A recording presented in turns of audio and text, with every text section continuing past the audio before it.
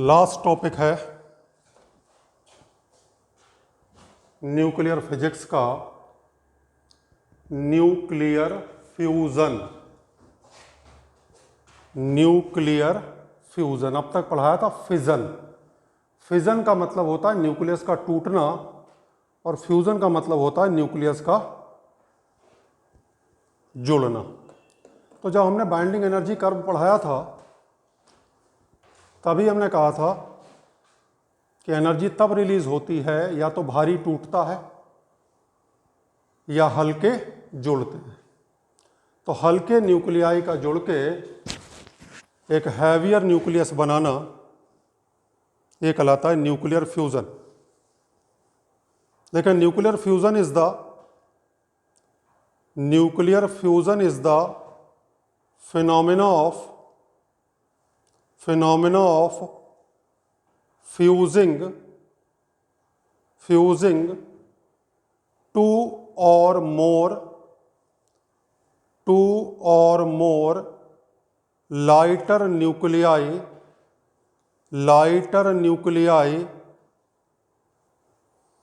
to form a heavier nucleus।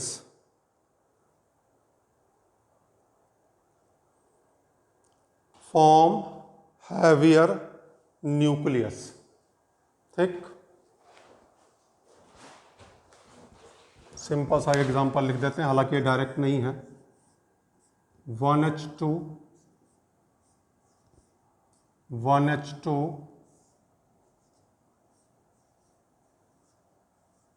2He4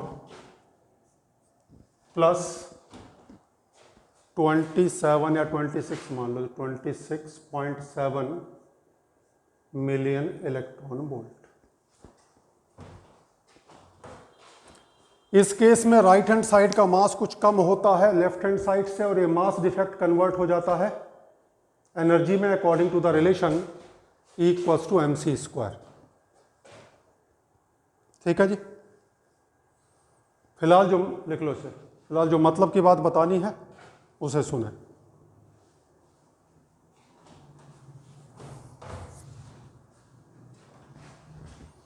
nucleus का टूटना तो समझ में आता है, लेकिन जुड़ना नहीं समझ में आ पाता। क्यों नहीं समझ में आ पाता? क्योंकि न्यूक्लियस पे चार्ज कैसा है? पॉजिटिव। और दो पॉजिटिव के बीच में क्या होता है? रिपल्शन होता है। तो जिन दो चीजों के बीच में रिपल्शन हो रहा है वो आपस में जुड़ कैसे सकते हैं? तो क्वेश्चन आया कैसे जुड़ते हैं। तो जुड़ने के लिए जरूरी है कि वो इतना पास आ जाएं कि उनके बीच में short range nuclear force act करने लगे। हमने कहा था न्यूक्लियस के अंदर न्यूक्लियॉन्स यानी प्रोटॉन्स इंटैक्ट कैसे रहते हैं? क्योंकि उनके बीच में न्यूक्लियर फोर्स एक्ट करता है। ठीक है। और न्यूक्लियर फोर्स कैसा फोर्स है? शॉर्ट रेंज फोर्स है, बहुत कम डिस्टेंस में एक्ट करता है। तो इतना पास आना जरूरी है न्यूक्लियस का ताकि न्यूक्लियर फोर्स एक्ट करने लगे और वो आपस में जुड़ सके। इतना पास में वो तभी आ पाएंगे जब उनकी काइनेटिक एनर्जी बहुत ज्यादा होगी, और काइनेटिक एनर्जी बहुत ज्यादा तभी होगी जब टेम्परेचर बहुत ज्यादा होगा। यानी न्यूक्लियर फ्यूजन ऑर्डिनरी कंडीशन में नहीं होता, very high temperature pressure concentration condition में होता है। इसीलिए इसे थर्मो न्यूक्लियर प्रोसेस बोलते हैं। ये क्वेश्चन इंपॉर्टेंट है, कई बार पूछा गया है कि थर्मो न्यूक्लियर प्रोसेस का क्या मतलब है। तो हमने कहा टेम्परेचर इतना ज्यादा कर दो कि उनके अंदर बहुत ज्यादा काइनेटिक एनर्जी आ जाए, वो बहुत क्लोज आए। प्रेशर बहुत हाई होना चाहिए जिससे कि वो बहुत क्लोज आए, और इतना हाई टेम्परेचर अर्थ पे तो कहीं पाया नहीं जाता। इतना हाई टेम्परेचर पाया जाता है in the interior of stars. Stars के इंटीरियर में इतना हाई टेम्परेचर पाया जाता है।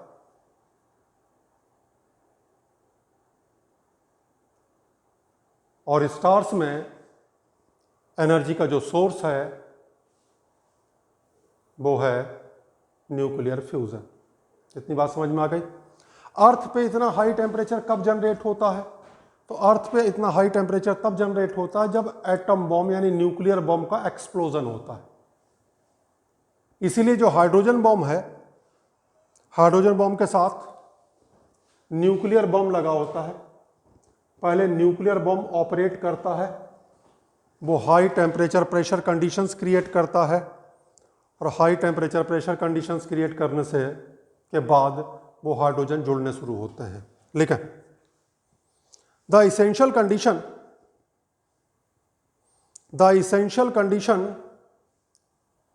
For carrying out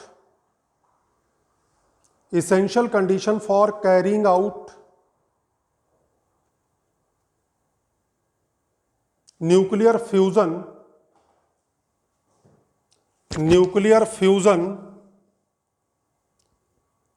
is to raise the temperature of the material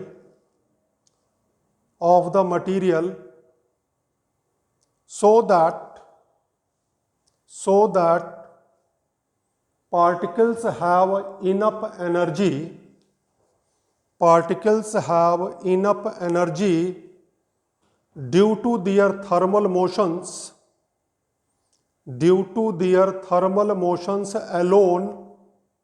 alone, and they can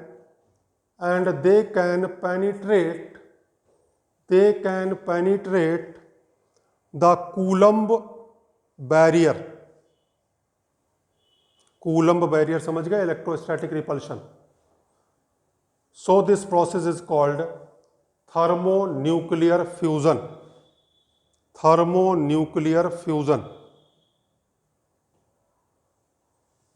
Next paragraph. For thermonuclear fusion to occur, extreme conditions of temperature and pressure are required। Further, higher density is also desirable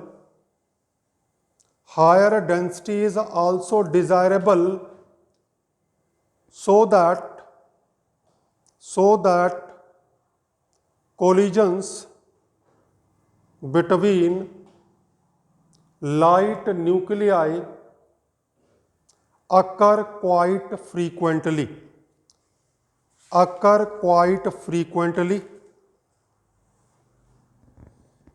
These conditions are met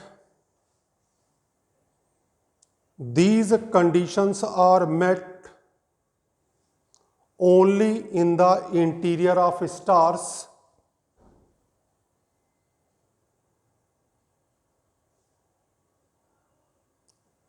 or during the explosion of nuclear bomb।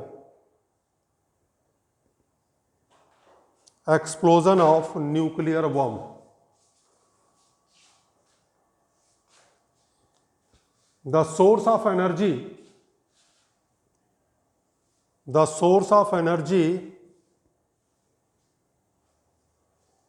of the stars is nuclear fusion। बहुत सारी theories आई थी stars की energy के बारे में। पहले तो इस तरह से माना गया कि कोल टाइप की कोई चीज़ है जो वहाँ बर्न कर रही है, लेकिन उससे फिर रिजल्ट ये निकला अगर ऐसी कोई चीज़ है तो बहुत जल्दी ख़त्म हो जानी चाहिए। उसके बाद आया न्यूक्लियर फिजन हो रहा है वहाँ पे, तो जो एटमॉस्फेयर उनका स्टडी किया गया उसमें हैवी मेटल्स तो मिले नहीं, उसमें तो मेनली हीलियम मिला। इसका मतलब वहाँ क्या हो रहा है? फ्यूज़न हो रहा है। ठीक है। अब फ्यूज़न के साथ समस्या ये है कि फ्यूजन कंट्रोल नहीं हो पाया अभी तक। फिजन में क्या था, 3 न्यूट्रॉन निकल रहे थे, 2 को एब्जॉर्ब कर ले रहे थे, एक रिएक्शन को आगे बढ़ा रहा था। यहां ऐसा कुछ है नहीं। यहां तो इतना हाई टेम्परेचर है, हाई टेम्परेचर कितना, of the order of 10⁸ kelvin.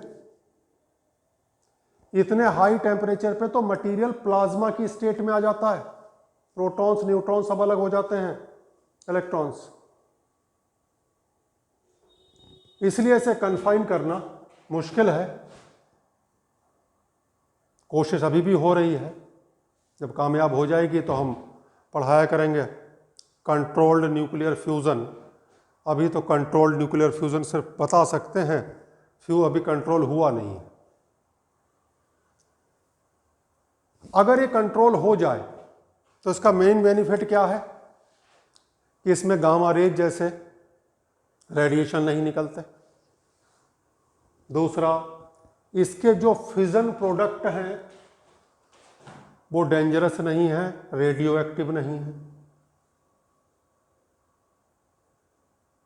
जो न्यूक्लियर रिएक्टर है उसमें सबसे मुश्किल काम क्या होता है कि जो फिजन प्रोडक्ट्स होते हैं उन्हें डिस्पोज ऑफ करना, क्योंकि वो रेडियो एक्टिव है, वो तो लाखों करोड़ों साल तक रेडिएशन एमिट आउट करते रहेंगे। तो थिक स्टील ड्रम के अंदर उन्हें पैक करते हैं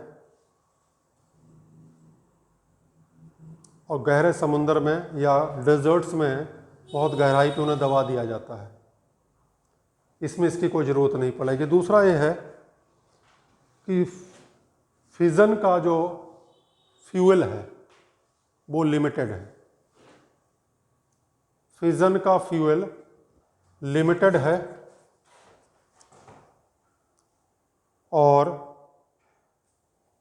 फ्यूज़न का फ्यूल अनलिमिटेड है। समुद्र में इतना पानी है, इतना ड्यूटेरियम पाया जाता है, तो उसकी कोई दिक्कत नहीं है। ठीक है, लिख लें controlled thermonuclear fusion. Controlled thermonuclear fusion, देखें, it is the basis of fusion reactor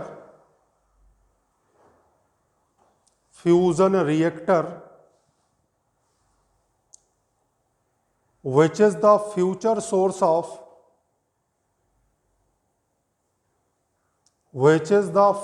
source of unlimited and unpolluted energy. Unlimited and unpolluted energy.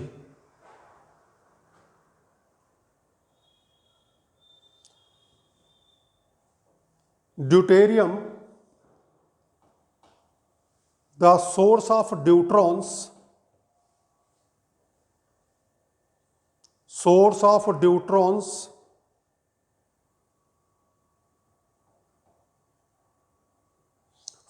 these reactions is available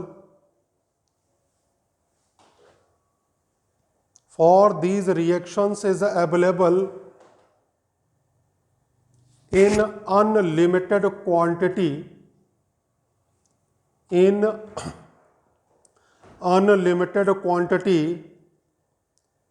in sea water.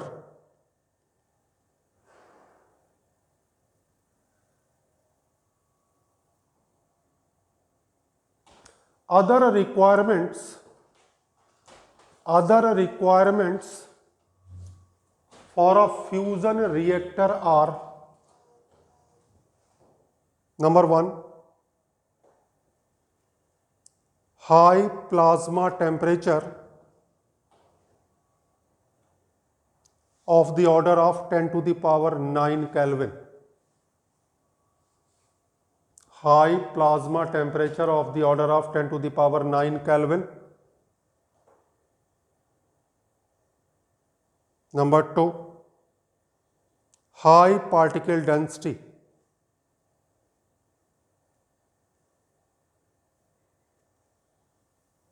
High particle density. Number 3, a long confinement time. Long confinement time.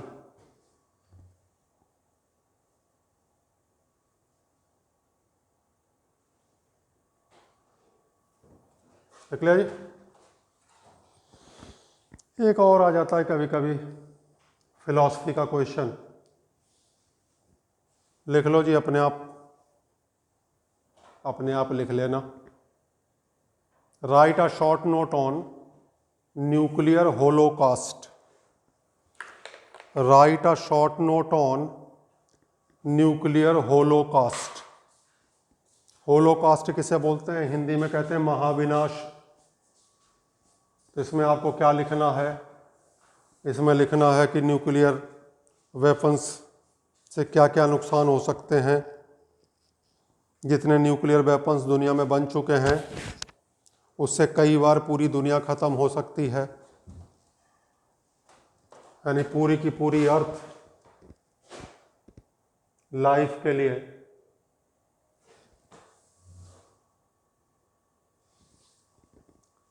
Suitable नहीं रह जाएगी। ना घास उगेगी, ना पेड़ उगेंगे, ना life होगी पूरे अर्थ पे। उसके बाद लिख देना भाई कि हमें कोशिश करनी चाहिए कि न्यूक्लियर एनर्जी का यूज़ पीसफुल पर्पसेस के लिए किया जाए। तो एक क्वेश्चन इस पर बन जाता है, कभी कभार आ जाता है बोर्ड एग्ज़ाम में लिखने के लिए जब फ्री के नंबर बांटने होते हैं बच्चों को। तो ये हो गया न्यूक्लियर होलोकास्ट।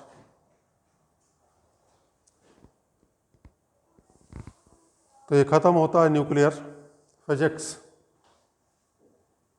इसके बाद आपका बचता है सेमीकंडक्टर एंड सेमीकंडक्टर डिवाइसेस। उसे स्टार्ट करेंगे नेक्स्ट लेक्चर में।